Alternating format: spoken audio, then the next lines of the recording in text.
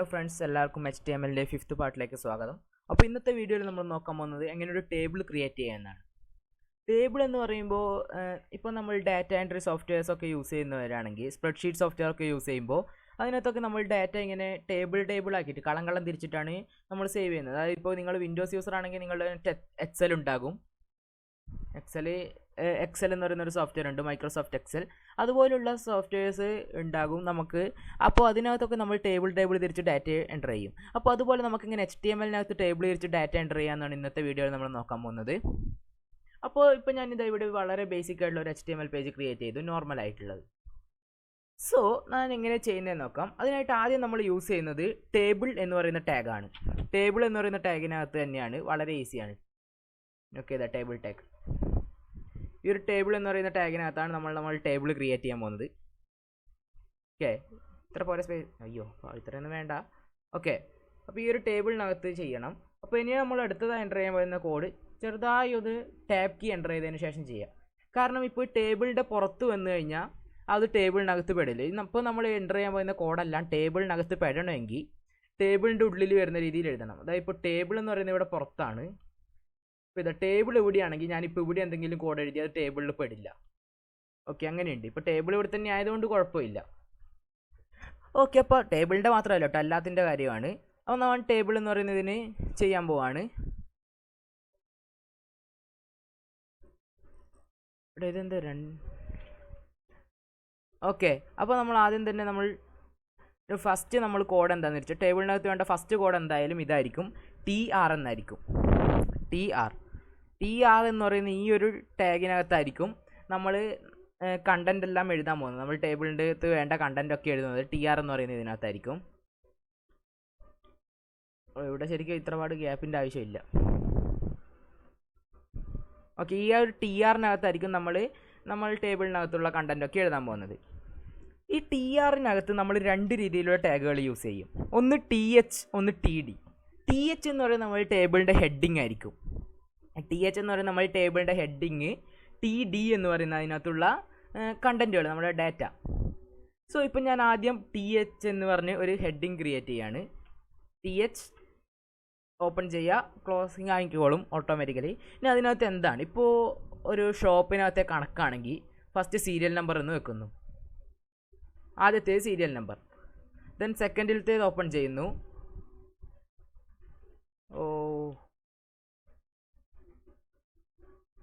Okay, ഈ ഒരു TRനകത്ത് വേണം കേട്ടോ എഴുതാൻ. അപ്പോൾ അടുത്തത് ഞാൻ ഓപ്പൺ ചെയ്യുന്നു, അടുത്ത TH. അടുത്തത് എന്താ വേണ്ടത്, സീരിയൽ നമ്പർ, പിന്നെ ഐറ്റം നെയിം എന്ന് കൊടുക്കുന്നു. അടുത്ത റോയിൽ ഐറ്റം നെയിം.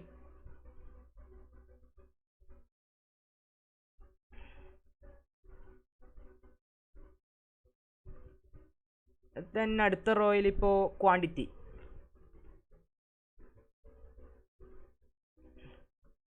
അവിടെ എൻ്റെ കീബോർഡിന് ചെറിയ പ്രശ്നമല്ല വർക്കാകുന്നത്. അടുത്ത THനകത്ത് ക്വാണ്ടിറ്റി ഇടുന്നു.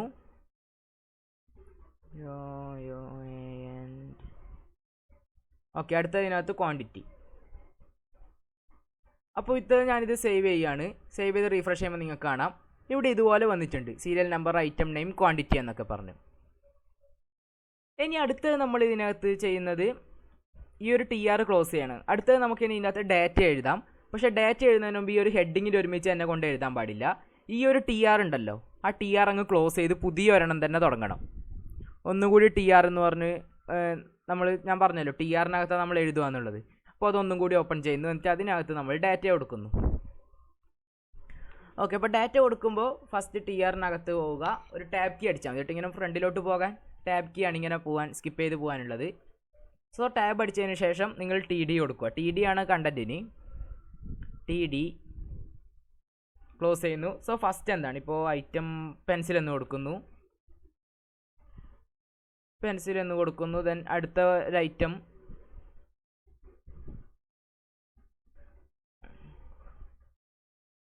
പെൻ എന്ന് കൊടുക്കുന്നു. പിന്നെ ഇനി ഒന്ന് നോട്ട്ബുക്ക് എന്ന് കൊടുക്കുന്നു.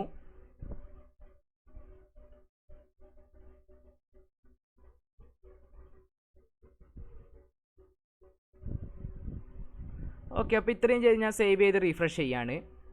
ഇപ്പോൾ നിങ്ങൾക്ക് കാണാം ഓരോന്നിൻ്റെയും താഴെ അതായത് സാധനങ്ങൾ വന്നിട്ടുണ്ട്. സോറി ഗൈസ്, ഇങ്ങനെയല്ല വേണ്ടത്, ചെറിയൊരു മിസ്റ്റേക്ക് പറ്റി. അതെന്താണെന്ന് വെച്ച് കഴിഞ്ഞാൽ നമ്മളിപ്പോൾ ഇവിടെ എല്ലാത്തിൻ്റെയും പേരിങ്ങനെ ഒരുമിച്ച് ഇടാൻ പാടില്ല. ഇത് ഓരോരോ റോ ആയിട്ടുള്ളതല്ല, ഇത് നമ്മുടെ കോളം ഉണ്ടല്ലോ നേരെ അതായത് ഇങ്ങനെ സ്ട്രെയിറ്റ് ആയിട്ടുള്ളതിനാണ് എഴുതേണ്ടത്. ഇപ്പോൾ ഫസ്റ്റിലത്തേത് ഇതിൻ്റെ അകത്തുള്ള ഓർഡറിൽ സീരിയൽ നമ്പർ കൊടുക്കുന്നു. So serial number 1. So second item name pencil എന്ന് കൊടുക്കുന്നു. സോ തേർഡ് എന്താണ്, തേർഡ് അതിൻ്റെ ക്വാണ്ടിറ്റി എത്ര പെൻസിലാണ്, 2 പെൻസിൽ. ഓക്കെ, 2 എന്ന് കൊടുക്കുന്നു. ഇനി ഇത് സേവ് ചെയ്ത് റീഫ്രഷ് ചെയ്യുക. അപ്പോൾ നിങ്ങൾക്ക് കാണാം കറക്റ്റായി വന്നിട്ടുണ്ട്. ഇനി നമുക്കിനി ഇതുപോലെ മറ്റൊന്നും കൂടി ക്രിയേറ്റ് ചെയ്യണം. ഒന്നും കൂടി TR വേണം കേട്ടോ. TR നിർബന്ധമാണ്, TRനകത്ത് വേണം അത് എഴുതാൻ. സോ ഇത് കോപ്പി ചെയ്ത് പുതിയ ഒന്നും കൂടി ക്രിയേറ്റ് ചെയ്യുക. അപ്പോൾ ഇവിടെ ഞാൻ സീരിയൽ നമ്പർ ഇപ്പോൾ 2 എന്നിടുന്നു, അത് പെന്നാക്കുന്നു. ദെൻ ക്വാണ്ടിറ്റി 5 ആക്കുന്നു. സേവ് ചെയ്ത് റീഫ്രഷ് ചെയ്യുമ്പോൾ ഇപ്പോൾ നിങ്ങൾക്ക് കാണാം അടുത്ത ലൈനിൽ അടുത്ത സീരിയൽ നമ്പർ, അടുത്ത എന്താണ് ഐറ്റം എന്താണ്, ഇനി അതിൻ്റെ ക്വാണ്ടിറ്റി. പിന്നെ അതുപോലെ തന്നെ ഇപ്പോൾ നോട്ട്ബുക്ക് ഒക്കെ വേണമെന്നുണ്ടെങ്കിൽ നിങ്ങളുടെ ഐഡിയക്ക് അനുസരിച്ച് നിങ്ങൾക്കിപ്പോൾ നിങ്ങളുടെ ആവശ്യം എന്താണോ അതിനനുസരിച്ച് വേണ്ടത് ക്രിയേറ്റ് ചെയ്യുക. ഇപ്പോൾ അടുത്ത സീരിയൽ നമ്പർ ഞാൻ 5 ഇടുന്നു. ഇവിടെ ബുക്ക് എന്ന് കൊടുക്കുന്നു, ക്വാണ്ടിറ്റി 1 ഇടുന്നു. സേവ് ചെയ്ത് റീഫ്രഷ് ചെയ്യുമ്പോൾ നിങ്ങൾക്ക് കാണാം. അപ്പോൾ ഇതുപോലെ നമ്മൾ ടേബിൾ ക്രിയേറ്റ് ചെയ്യും. പക്ഷേ ഇതിപ്പോൾ ഇതൊരു ടേബിളായി നിൽക്കുന്നില്ല. അത് നിങ്ങൾക്ക് കാണാൻ സാധിക്കും, ഇതിപ്പോൾ ഒരു ടേബിളായി നിൽക്കുന്നില്ല. ഇത് വെറുതെ ഇങ്ങനെ താഴെ വരുവാണ് ചെയ്യുന്നത്. അപ്പോൾ അതിന് നമ്മൾ ടേബിൾ ആക്കുന്നതിന് മുമ്പ് മറ്റൊരു കാര്യമുണ്ട്. ഇതിപ്പോൾ ഞാൻ ഈ പേജ് ഒന്ന് മാക്സിമൈസ് ചെയ്ത് നിങ്ങൾക്ക് കാണിച്ചു തരാം. കണ്ടാൽ അതൊന്നുമില്ല, ഒരു ചെറിയ മൂലക്ക് പോയി നിൽക്കുവാണ്. അപ്പോൾ അതെങ്ങനെ നമ്മുടെ പേജിന് കണക്കായി ചെയ്യാമെന്ന് നോക്കാം. നമ്മുടെ ഇപ്പം പേജ് എങ്ങനെ വെച്ചാലും ഇപ്പോൾ ഇത് ഫുൾ സ്ക്രീൻ ഇടുമ്പോൾ ചെറുതാക്കുമ്പോൾ എല്ലാം ആ ഒരു സ്ക്രീനിനകത്ത് കറക്റ്റായി നിൽക്കുന്ന രീതിയിൽ, കറക്റ്റായിട്ട് അതിനകത്ത് അലൈൻ ചെയ്ത് നിൽക്കുന്ന രീതിയിൽ എങ്ങനെ വെക്കാമെന്ന് നോക്കാം. ഓക്കെ, അപ്പോൾ അതിന് നമ്മൾ ടേബിളിൻ്റെ അകത്ത് ചെറിയൊരു കോഡാണ്. ഈ ടേബിൾ ഓപ്പൺ ചെയ്യുന്ന സ്ഥലമുണ്ടല്ലോ, അതിൽ ജസ്റ്റ് ഒന്ന് സ്പേസ് ഇട്ടതിന് ശേഷം സ്റ്റൈൽസ് എന്ന് കൊടുക്കുക. സ്റ്റൈൽസ് CSSൻ്റേത്. സോ സ്പേസ് ഇടുക, സ്റ്റൈൽ എന്ന് കൊടുക്കുന്നു. സ്റ്റൈൽ എന്ന് കൊടുത്തതിന് ശേഷം ഇതുപോലെ ഓട്ടോമാറ്റിക്കലി ഇത് വന്നിട്ടുണ്ട്. ഇനി എന്താണ് കൊടുക്കേണ്ടത് എന്നുള്ളത്, സോ അത് നമ്മൾ വിഡ്ത്ത് എന്ന് കൊടുക്കുക. വിഡ്ത്ത് എന്ന് കൊടുത്തതിന് ശേഷം എത്ര കൊടുക്കണമെന്ന് ഞാനിപ്പോൾ 100% എന്ന് കൊടുക്കുകയാണ്. 100%, ഇതാ 100%. ഞാൻ 100% എന്ന് കൊടുത്തു. ഇനി ഞാൻ സേവ് ചെയ്ത് റീഫ്രഷ് ചെയ്യുമ്പോൾ നിങ്ങൾക്ക് കാണാം, കണ്ടല്ലോ കംപ്ലീറ്റ്ലി ആ ഒരു പേജിന് കറക്റ്റായത് അലൈൻ ചെയ്ത് നിൽക്കുന്നുണ്ട്. ഇപ്പം ഞാൻ ഫുൾ സ്ക്രീൻ ഇടുമ്പോൾ അതിന് കണക്കായി ഇങ്ങനെ വരും, ഇങ്ങനെ ചെറുതാക്കുമ്പോൾ അതിന് കണക്കായി വരും. അതുപോലെ ഓട്ടോമാറ്റിക്കലി അതിൻ്റെ കറക്റ്റായി അലൈൻ ചെയ്ത് നിന്നോളും. 100% ഇങ്ങനെ പരന്ന് നിന്നോളും. നമ്മൾ എത്ര പെർസെൻറ്റേജ്, ഇപ്പോൾ 50 എന്ന് കൊടുത്താൽ നേരെ പകുതി വരെ. ഞാൻ ഫുൾ സ്ക്രീൻ ഇടുമ്പോഴും അതിൻ്റെ പകുതിയായി മാറും, ആ ഒരു രീതിയിലേക്ക് വരും. പിന്നെ നമ്മൾ മറ്റൊരു ഇതെന്താണെന്ന് വെച്ചാൽ ഇതിനൊരു പേര് കൊടുക്കണമെന്നുണ്ടെങ്കിൽ, അതായത് ഇപ്പോൾ നമ്മൾ ഈ ടേബിളിനൊരു പേര് കൊടുക്കണമെങ്കിൽ ഈ ഒരു ടേബിളിനകത്ത് തന്നെ എഴുതണം കേട്ടോ. ഇതിൻ്റെ ഈ ഒരു ക്ലോസ് ചെയ്യുന്ന സാധനം കണ്ടല്ലോ, അതിന് ഉള്ളിൽ തന്നെ വേണം എഴുതാൻ. അപ്പോൾ അതിന് നമ്മൾ ഉപയോഗിക്കുന്ന code caption, CA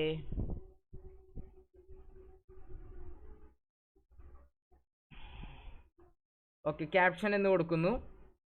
so caption എന്ന് കൊടുത്തതിന് ശേഷം നിങ്ങൾക്ക് ഇവിടെ വേണ്ട പേര് കൊടുക്കാം. ഓക്കെ, പക്ഷേ അതൊക്കെ അല്ല നമ്മുടെ മെയിനായിട്ട് നമ്മൾ നോക്കുന്നത്. ഇതിപ്പോഴും ഒരു ടേബിൾ ആയിട്ടില്ല. നിങ്ങൾക്ക് നോക്കിയാൽ കാണാം, ഇതിപ്പോഴും ഇതൊരു ടേബിളായി വന്നിട്ടില്ല. ടേബിളാണെങ്കിൽ ഇവിടെ ലൈൻ വേണ്ടി ഇങ്ങനെ കറക്റ്റ് കോളം റോ ഒക്കെ വേർതിരിച്ച് വെക്കണം. പക്ഷെ ഇപ്പോഴും അത് ആ ഒരു രീതിയിൽ നിൽക്കുന്നില്ല. എല്ലാം ഒരുപോലെ അങ്ങനെ ഇറക്കി എഴുതി വെച്ചിട്ടുണ്ടെന്നേ ഉള്ളൂ. ഇവിടെ കറക്റ്റ് ലൈനും ഇതൊന്നും വന്നിട്ടില്ല.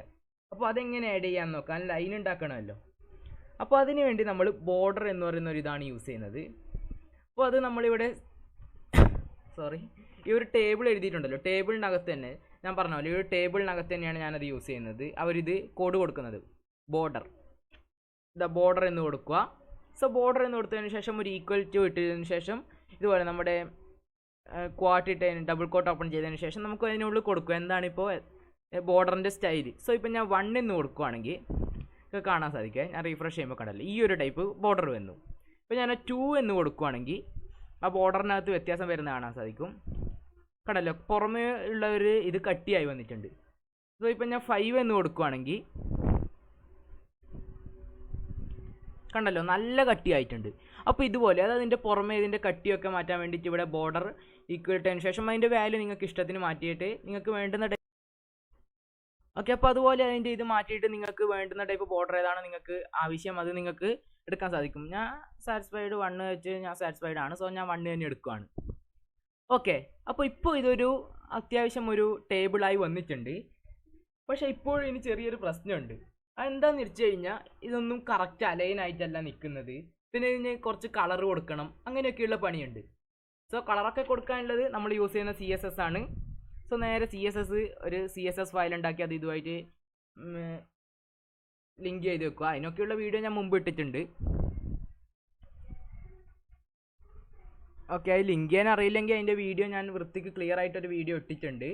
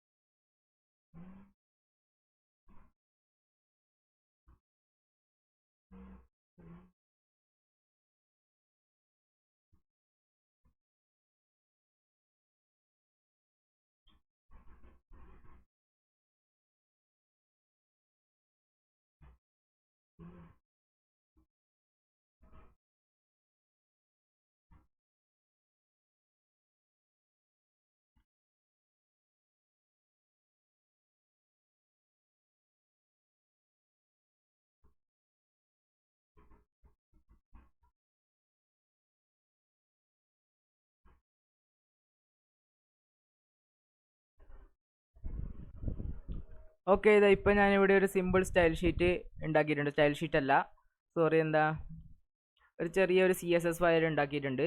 CSS ഉണ്ടാക്കി ലിങ്ക് ചെയ്ത് വെച്ചിട്ടുണ്ട്. അപ്പോൾ ഇത് ലിങ്ക് ചെയ്യുന്നതൊക്കെ ഞാൻ ഡീറ്റെയിൽ ആയിട്ടൊരു വീഡിയോ ചെയ്തിട്ടുണ്ട് ഇതിൻ്റെ മുമ്പത്തെ പാർട്ടിൽ. അപ്പോൾ അതിൻ്റെ ലിങ്ക് ഞാൻ കാർഡും കൊടുത്തേക്കാൻ ഡിസ്ക്രിപ്ഷനിൽ ഇട്ടേക്കാം. ആദ്യം അത് പോയി കാണുക. CSS യൂസ് ചെയ്യുന്നതിൻ്റെ കംപ്ലീറ്റ് ഗൈഡ് അതിനകത്തുണ്ട്. ഓക്കെ, അപ്പോൾ ആദ്യം നമ്മൾ CSSൽ നോർമലായി ചെയ്യുന്ന പോലെ തന്നെ എന്താണോ നമുക്ക് മാറ്റം വരുത്തേണ്ടത് അത് കൊടുക്കുക. ദെൻ കർലി ബ്രാക്കറ്റ് ഓപ്പൺ ചെയ്യുക. ഇതിനകത്താണ് അതിനകത്ത് എന്തൊക്കെ മാറ്റം വരുത്തണം, എന്തൊക്കെയാണ് വേണ്ടത് എല്ലാം ചെയ്യുന്നത്. CSSൻ്റെ ബേസിക് പോലെ തന്നെ. സോ ആദ്യം എനിക്ക് ഇതിൻ്റെ കളർ മാറ്റണം. അപ്പോൾ ഇതാ ബോർഡർ എന്ന് കൊടുക്കുന്നു. ബോർഡർ, സോ ഇനി എന്താണ് ബോർഡർ? 1 പിക്സൽ.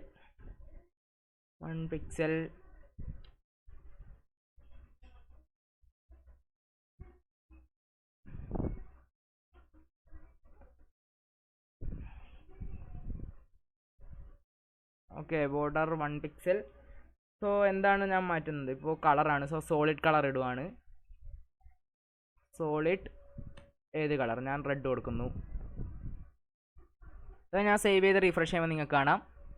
കണ്ടല്ലോ, അത് റെഡായി മാറിയിട്ടുണ്ട്. കണ്ടോ? റെഡായി. ഓക്കെ, റെഡായി മാറിയിട്ടുണ്ട്. അപ്പോൾ ഇതുപോലെ നമ്മുടെ CSSൻ്റെ സദാ ബേസിക് തന്നെയാണിത്. CSS യൂസ് ചെയ്യുന്നവർക്കാണെങ്കിൽ അറിയാൻ സാധിക്കും. ഓൾറെഡി ഇത് അറിയുന്നതായിരിക്കും. പിന്നെ ഇതിൻ്റെ ബാക്ക്ഗ്രൗണ്ട് മാറ്റണമെങ്കിൽ ബാക്ക്ഗ്രൗണ്ട് CSS നമ്മൾ നോർമലി ചെയ്യുന്ന പോലെ തന്നെ. CSSൻ്റെ ഡീറ്റെയിൽ വീഡിയോ ഞാൻ ഇട്ടിട്ടുണ്ട്. പിന്നെ ഒരു പ്രശ്നം എന്താണെന്ന് വെച്ചാൽ, ഓക്കെ, ഈ ഹെഡിങ് ഓൾറെഡി സെൻറ്ററിലേക്ക് അലൈനായി കിടപ്പുണ്ട്, കണ്ടല്ലോ. പക്ഷേ ഇതിൻ്റെ ഈ ഒരു ഡാറ്റ ഒരു സൈഡിലാണ് കിടക്കുന്നത്. അപ്പോൾ അതിനെ നമുക്ക് സെൻറ്ററിലേക്ക് അലൈൻ ചെയ്യണം. അപ്പോൾ അതിന് ഏതൊക്കെയാണ്? ഇപ്പോൾ TH,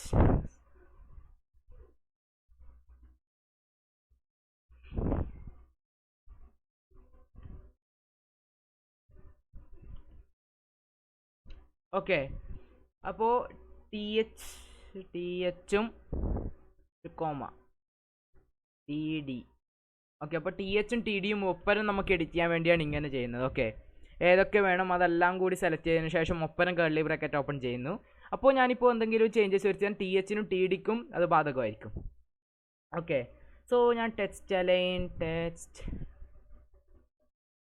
അലൈൻ സോ എവിടെയാണെന്ന് കണ്ടല്ലോ, ഇവിടെ തന്നെ ഓൾറെഡി വന്നിട്ടുണ്ട് എന്താണെന്നുള്ളത്. ഞാനിപ്പോൾ സെൻറ്റർ എന്ന് കൊടുക്കുകയാണ്. സേവ് ചെയ്ത് റീഫ്രഷ് ചെയ്യുകയാണ്. ഇപ്പോൾ നിങ്ങൾക്ക് കാണാം എല്ലാ ടെക്സ്റ്റും സെൻറ്ററിലേക്ക് കറക്റ്റായി വന്നിട്ടുണ്ട്.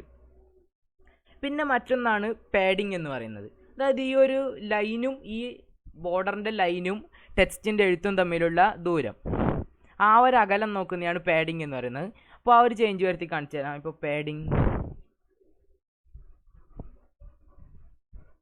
Okay, padding left right top എന്നൊക്കെ കാണുന്നുണ്ട്. ഞാൻ പാഡിങ് എന്നിടുന്നു. സോ എന്താണ് ഒരു 10 പിക്സൽ 10 പിക്സൽ പാഡ് ചെയ്യാണ്. സോ സേവ് ചെയ്ത് റീഫ്രഷ് ചെയ്യുമ്പോൾ നിങ്ങൾക്ക് കാണാം, കണ്ടല്ലോ ആ ഒരു ലൈനിൻ്റെ ആ ഒരു ഗ്യാപ്പ് ഒന്ന് കണ്ടല്ലോ, ആദ്യം ഉണ്ടായിരുന്നത് ഇപ്പോൾ തമ്മിലുള്ള വ്യത്യാസം. സോ ഈ പിക്സൽസിൻ്റെ എണ്ണം മാറ്റുന്നതിനിടെ വ്യത്യാസം വരും. ഞാനിപ്പോൾ 5 ഇട്ട് റീഫ്രഷ് ചെയ്ത് കാണിച്ചു തരാം. സോ 5 ഇടുമ്പോൾ കണ്ടല്ലോ കുറഞ്ഞു. അപ്പോൾ ഈ ഒരു രീതിയിൽ, ഇതെല്ലാം നമ്മൾ നോർമൽ CSS ആണ്. CSSൻ്റെ ഡീറ്റെയിൽ വീഡിയോ ഇടുന്നുണ്ട്. പിന്നെ ഉള്ളത്